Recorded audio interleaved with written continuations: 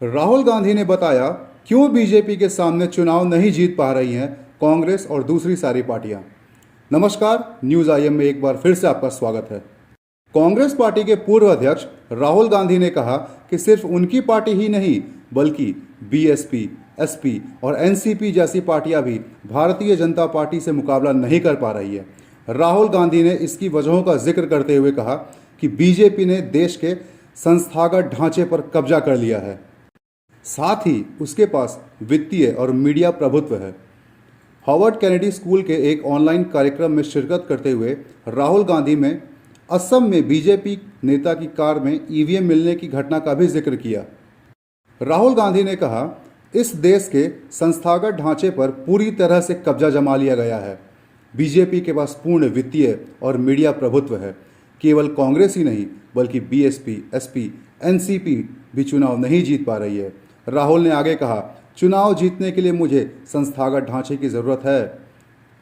मुझे ऐसे न्यायिक व्यवस्था की ज़रूरत है जो मेरी रक्षा करे। मुझे स्वतंत्र मीडिया की भी आवश्यकता है। मुझे वित्तीय समता की भी आवश्यकता है। मुझे संरचनाओं का समूह चाहिए जो मुझे एक राजनीतिक पार्टी चलाने की अनुमति दे। ये चीज़ें मेरे पास नहीं हैं।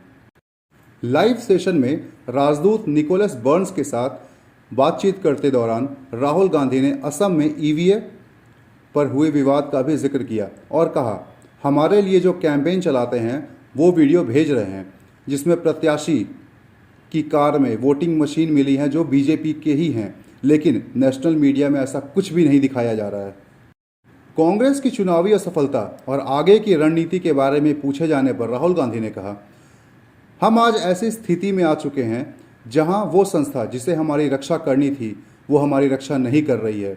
जिन संस्थाओं को निष्पक्ष राजनीतिक मुकाबले के लिए सहयोग देना था वो अब ऐसा कुछ नहीं कर रही हैं। उन्होंने आरोप भी लगाया कि सत्ता पक्ष की तरफ से संस्थागत ढांचे पर पूरी तरह से कब्जा कर लिया गया है। इसके साथ ही उन्होंने दावा किया कि सत्ता पक्ष के लोगों का मोह भंग हो रहा है और यह कांग्रेस के लिए एक बहुत बड़ा अवसर भी साबित हो सकता है। यह पूछे जाने पर कि प्रधानमंत्री बनने का मौका मिला तो उनकी आर्थिक नीति क्या होगी, तो कांग्रेस के पूर्व अध्यक्ष ने कहा कि वह नौकरियों के सृजन पर जोर देंगे। अर्थव्यवस्था को गति देने के उपाय से जुड़े सवाल पर कांग्रेस नेता ने कहा, अब सिर्फ एक ही विकल्प है कि लोगों के हाथों में पैसे दे दिए जाएं। इसके लिए हमारे पास न्याय का विचार है।